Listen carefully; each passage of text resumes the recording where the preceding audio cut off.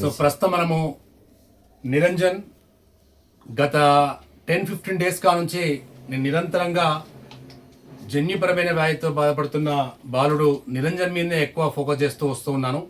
ఈరోజు శివరాత్రి పండుగ. ప్రస్తుతము మిడ్-నైట్ 1:15 టైం అవుతోంది, 1:15. ప్రఖ్యాత ఆధ్యాత్మిక గురువులు శ్రీ రాధా మనోహర్ దాస్ గారు మహాశివరాత్రి పండుగ సందర్భంగా ఇస్కాన్ ఫౌండేషన్ అన్న రాకేష్ రెడ్డి గారి యొక్క సారథ్యంలో విజయవంతంగా జరుగుతున్నటువంటి ఆ ఇస్కాన్ ఫౌండేషన్ స్టార్ట్ తీసుకోండి. ఇండస్ ఫౌండేషన్ నేను పక్కన సైడ్ రైట్ ఓకే మాట్లాడండి. యా ప్రస్తుతం మనము పొనుగోటి నిరంజన్ ఇంట్లో ఉన్నాము. మనతో ప్రఖ్యాత ఆధ్యాత్మిక గురువులు శ్రీమాన్ రాధా మనోహర్ దాస్ గారు, ఇక్కడ ఇండస్ ఫౌండేషన్ రాకేష్ రెడ్డి గారి సారథ్యంలో విజయవంతంగా ఈ టోటల్ కంప్లీట్ ఎర్లీ మార్నింగ్ వరకు కూడా విజయవంతంగా కొనసాగుతూ ఉంది. ఇంతకుముందే గురూజీ గారి యొక్క ఉపన్యాసము మహా అద్భుతంగా లక్షలాది మంది ప్రత్యక్షంగా పరోక్షంగా చూశారు.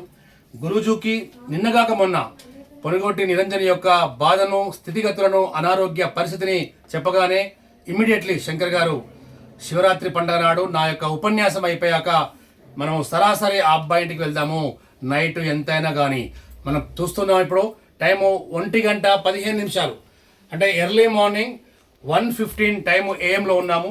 మరి ఈ అబ్బాయి యొక్క స్థితిగతులను చూసి మానవతా దృక్పథంతో నేను వస్తాను, ఆ అబ్బాయిని కళ్ళారా చూస్తాను, నా వంతుగా నా ప్రయత్నంగా రాధా మనోహర్ దాస్ తరపున ఏం చేయాలనో అది చేస్తానని చెప్పేసి ఈ అబ్బాయి ఉన్నారు. గురూజీ జై స్వరాజ్య వరల్డ్ టీవీ సౌజన్యంతో మేము గత 15 డేస్ నుంచి నిరంతరాయంగా పొనుగోటి నిరంజన్ యొక్క స్థితిని మనం ప్రతి ఒక్కరికి, మీలాంటి పెద్దలకు, రాజకీయ నాయకులకు, ఈ అబ్బాయికి ఎవరైతే ఇష్టమో సినిమా యాక్టర్లు, మొదటిగా సోను సూద్ అంటే చాలా ఇష్టం గురూజీ.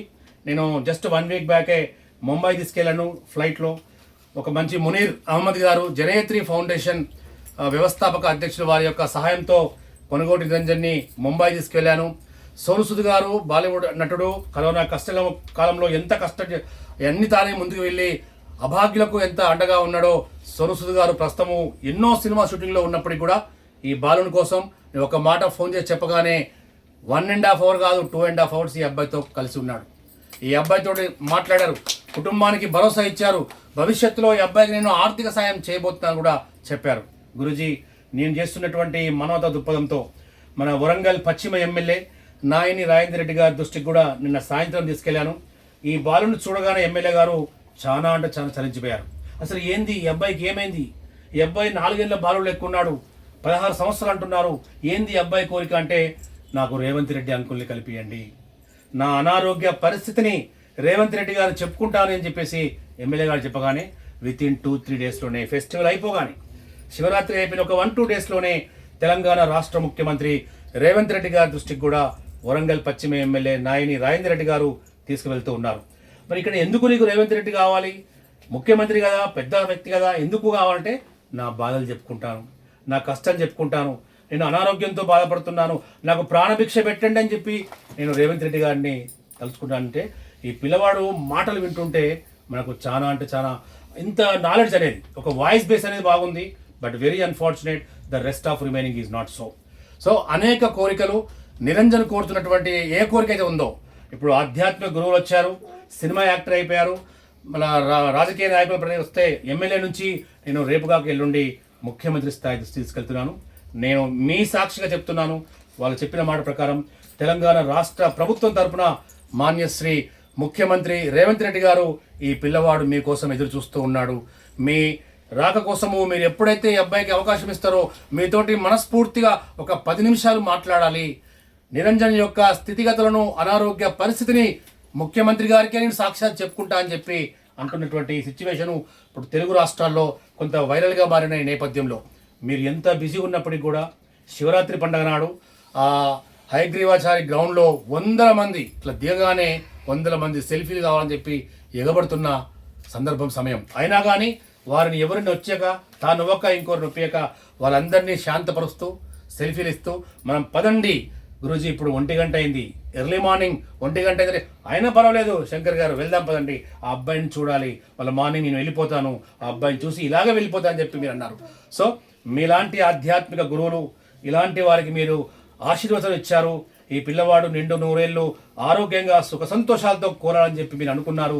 దాని తగ్గట్టుగా జరగాలని చెప్పి మనస్ఫూర్తిగా కోరుకుంటూ, మా నిరంజన్ యొక్క మరొక కోరిక, ఇంకా అదేగా ఆ కోరికనే ఎక్కువ, అది పవన్ కళ్యాణ్ కలుద్దామని చెప్పి అంటున్నారు. సో పవన్ కళ్యాణ్ గారి దృష్టికి మీరు దయచేసి ఈ కుటుంబ పక్షాన ఈ అబ్బాయి కోరిక ఉంది. పవన్ కళ్యాణ్ గారు, సోను సూద్ గారు, ముఖ్యమంత్రి రేవంత్ రెడ్డి గారు, దీంట్లో ఒకటి కోరిక అయిపోయింది, రెండో కోరిక నెరవేరుతూ ఉంది. మరి పవన్ కళ్యాణ్ అంటే మాకు ఆ శక్తి లేదు, అంతటి పరిచయాలు లేవు. దయచేసి నేను మీకు టచ్లో ఉంటాను.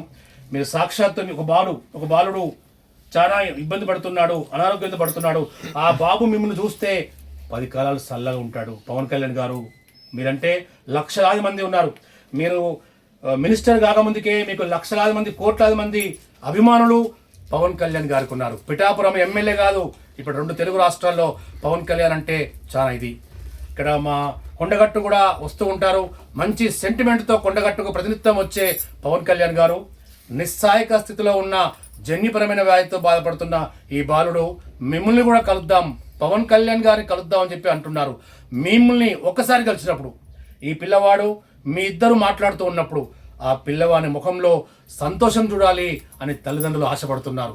ఎందుకు అంటే ఆ సంతోషము ఈ పిల్లవాడు పడ్డప్పుడు మరింత కొన్నేళ్ళు ఇంకా ఈ అబ్బాయి యొక్క జీవన రేఖ ముందుకు కొనసాగే ఆస్కారం ఉంటుంది. కాబట్టి తెలంగాణ రాష్ట్ర ముఖ్యమంత్రి రేవంత్ రెడ్డి గారి కోరిక అయిపోయిన తర్వాత ఇక అంతకంటే ఏ కోరిక కోరలేడు. పవన్ కళ్యాణ్ని దయచేసి మీరు పవన్ కళ్యాణ్ దృష్టికి తీసుకువెళ్ళండి, ఈ అబ్బాయి కోరిక నెరవేర్చండి. ఈ కుటుంబ పక్షాన మీకు పాదాభివందనం చేస్తున్నాం. చాలా చాలా సంతోషం. మీరు చాలా గొప్ప కార్యం చేస్తున్నారు. మానవతా దృక్పథంతో మీకు పరమశివుని పరమ అనుగ్రహం లభించుగాక. నమ పార్వతీపతే హర హర మహాదేవ. శంకర్ గారు మీరు గ్రేటు, మాకైంది లేటు. ఇక్కడ వీరే సేటు, మేము పడుకునేసరికి ఆల్రెడీ దాటింది డేటు, అది మా ఫేటు. సరే, ఇది బృందావన ప్రసాదం.